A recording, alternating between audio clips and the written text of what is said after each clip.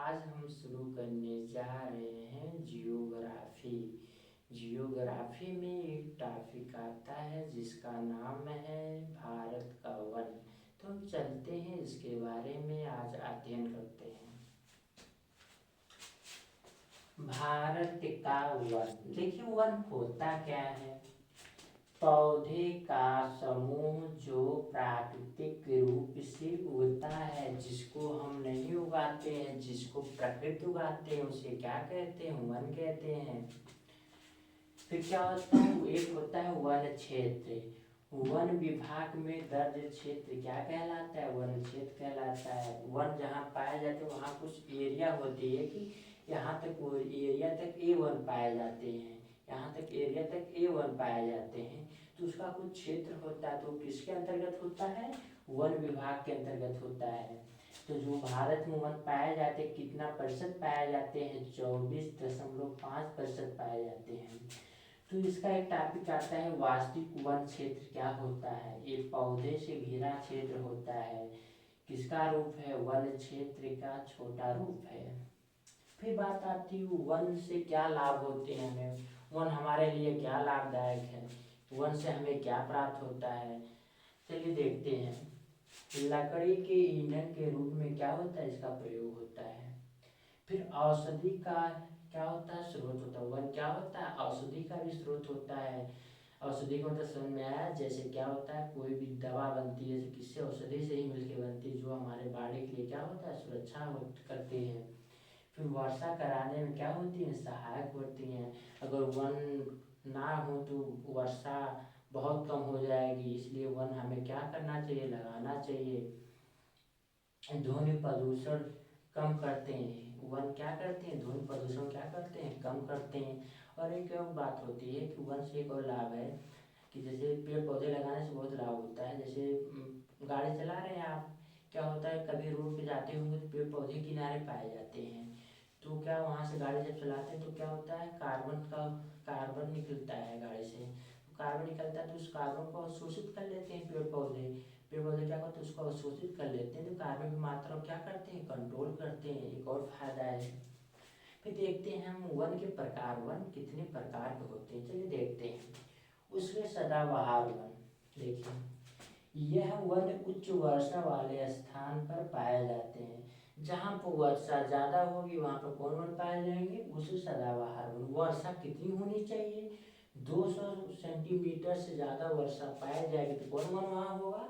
उस सदाबहार वन होगा। यहाँ पे टेम्परेचर कितना होता है? 20 से 25 डिग्री सेल्सियस तक होता है। यहाँ के पौधे क्या होते हैं? अत्यधिक क्या होते हैं? लंबे होते हैं, क्योंकि वहाँ पे हमेशा बारिश होती रहती है, तो उनको हर चीज़ मिलती रहती है। क्या होते हैं? वो सब अपनी लंबाई क्या बढ़ाते रहते हैं। और यहाँ पे क्या होती है? नमी हमेशा पाई जाती है। नमी होने की वजह से क्या होता है? बैक्टीरिया पाए जाते हैं, जीवाणु पाए जाते हैं, विषाणु पाए जाते हैं।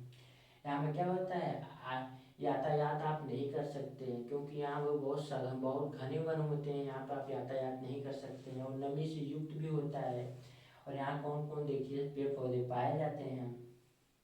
रबड़ होता है, सिनकोना होता है, आबनूस होता है, एबोनी होता है, फिर महोगनी होता है। ये क्या होते? पाए जाते हैं पेड़ पौधे। फिर देखिए ये कौन क्षेत्र इसके अंतर्गत आता है? अंडमान निकोबार, लक्षद्वीप, मेघालय और वेस्ट घाट के अंतर्गत क्या था? उस सदाबहार वन क्या होते? पाए जाते हैं। फिर दूसरा आता है उष्ण पर्णपाती वन। देखिए मध्यम वर्षा वाले स्थान पे क्या होते हैं? ये वन पाए जाते हैं। यहाँ पर वर्षा कितनी होती है? 180 सेंटीमीटर तक क्या होती है? वर्षा होती है। वहाँ कौन वन पाए जाएंगे? उससे पर्णपाती वन पाए जाएंगे। और यहाँ पे टेम्परेचर कितना होता है? 30 से 35 डिग्री सेल्सियस क्या होता है? तापमान होता है। पौधे सघन नहीं, यहाँ पौधे क्या होते हैं? सघन नहीं होते। किसकी अपेक्षा सघन नहीं होते हैं?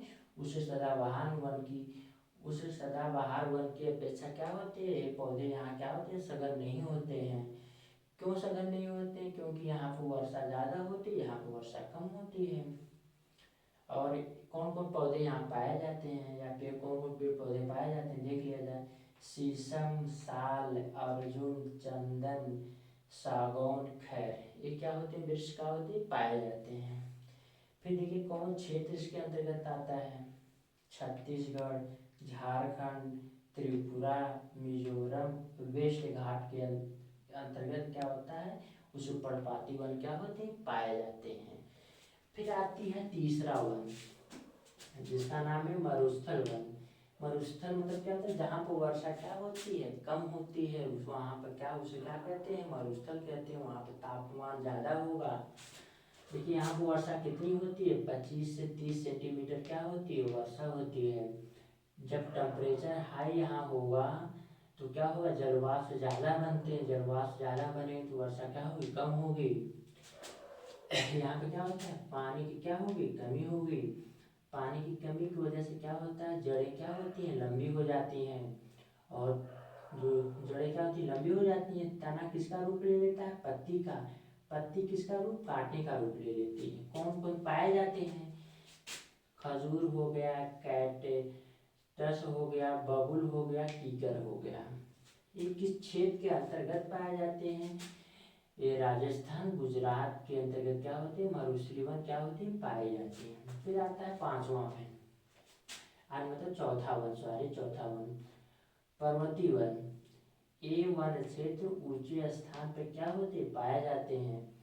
तापमान में अंतर होगा जब पेड़ पौधे में भी अंतर, जब तापमान क्या होगा, जब इसमें जो होता है पर्वतीय वन जब होते हैं, जिसके तापमान में अंतर होगा तो इसमें क्या होगा, पेड़ पौधे में भी क्या होगा, अंतर होगा। जब तापमान कम होगा तो लकड़ी क्या होगी, सॉफ्ट होगी। जब तापमान हाई होगा तो लकड़ी क्या होगी, हार्ड होगी। 0 से 1500 मीटर तक ऊंचाई तक कौन वन पाए जाते हैं, सदाबहार वन पाए जाते हैं। फिर 1500 मीटर से लेके 3500 मीटर तक कौन वन पाए जाते हैं, शंकुधारी वन पाए जाते हैं। और यहाँ पर कौन कौन वृक्ष पाए जाते हैं, देवदार, चीड़ और इस प्रोसेस पाया जाता है। 3500 मीटर से लेकर 4000 मीटर तक कौन घास पाई जाती है, अल्पाइन घास पाई जाती है। और 4000 मीटर की ऊंचाई के बाद कुछ प्राप्त नहीं होता है, कोई पेड़ पौधे नहीं पाए जाते हैं। कौन कौन क्षेत्र होता है, कौन कौन क्षेत्र होता है, जम्मू कश्मीर हो गया, हिमाचल प्रदेश हो गया, उत्तराखंड हो गया, सिक्किम हो गया, सिक्किम हो गया। फिर आते हैं, फिर हो गया डेल्टाई वन। ज़्यादा नहीं पूछता है, सबसे पहले पूछेगा कि कौन पेड़ पौधे किस वन का क्या है। जैसे यहाँ पूछ रहे देवदार किस वन का है, पर्वतीय वन का है। ऐसे पूछ रहे खजूर किस वन का है, मरुस्थलीय वन का है। पूछ लेगा शीशम किस वन का है, उस पर्वतीय वन का। ऐसे पूछ लेगा कि रबड़ किस वन का है, उस सदाबहार वन से। ऐसे सवाल बनते हैं। ये नहीं पूछा, अधिकतर की बहुत कम पूछा जाता है कि किस क्षेत्र में पाए जाते हैं। फिर आता है डेल्टाई वन। देखिए ये वन तटीय क्षेत्र में क्या होते हैं, पाए जाते हैं। और यहाँ में जब तटीय क्षेत्र में पाए जाते हैं, जो फ्रेश वाटर है और क्या है, लवली वाटर, दोनों क्या हो एक ही में मिल जाते हैं। तो यहाँ नदियों की क्या होती है, मुहाने पर होती है। नदी का जो मुहाना होता है वहाँ पर क्या होते हैं। और वहाँ होने की वजह से क्या होता है, ज्वारी वन उसी को कहते हैं। पानी में ज्वारी वन किस में रहते हैं, पानी में ही रहते हैं। इसका क्या होता है, जड़ खराब नहीं होता है। नाव और शिकार में बनाए जाते हैं, इनका उपयोग उसी में होता है।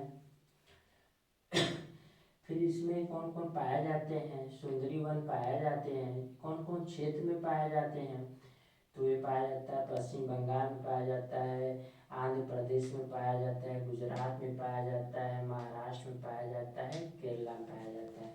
और जो डेल्टाई वन से क्या फायदा होता है कि जब समुद्र में क्या होती है, सुनामी आती है, तो ये क्या करते हैं, उन्हें क्या करते हैं, हद तक क्या है करते हैं, रोकने की, उनकी गति को कम करने का काम करते हैं।